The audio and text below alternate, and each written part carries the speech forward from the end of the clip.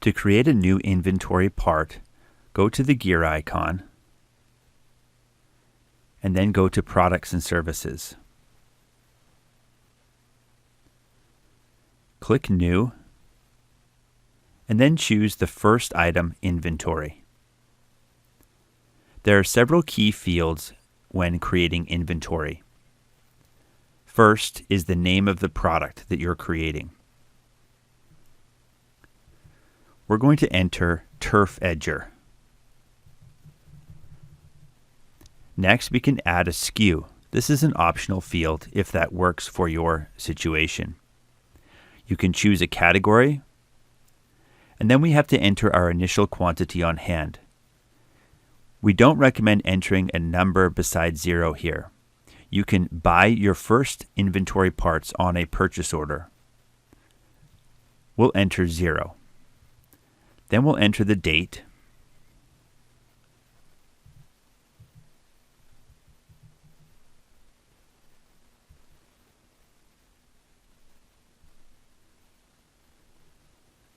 And then we can enter a reorder point.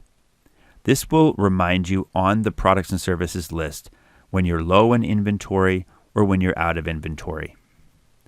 Enter a number here. Next, we tell QuickBooks which asset account we want to track the inventory to. QuickBooks default is the inventory asset, and we'll leave it as is. Next, we want to enter the description. This will be what displays for our customer. And then we enter our sales price. This is going to be the customer's sales price, not our purchase price, but rather what the customer will pay for this product. And finally, we add our income account. We'll leave that as is. Lastly, for the tax, we want to make sure we enter the correct tax that will be added to this product when sold. The last section is entering the purchase information. So whenever you purchase this inventory part, what will be the description? You might have something similar, or you might have something that's completely unique for your supplier. Then we enter the cost. So what is your cost to purchase this item? And then the expense account. This will be defaulted to the cost of goods sold account, when we'll leave that as it is. And then finally, we have our purchase tax.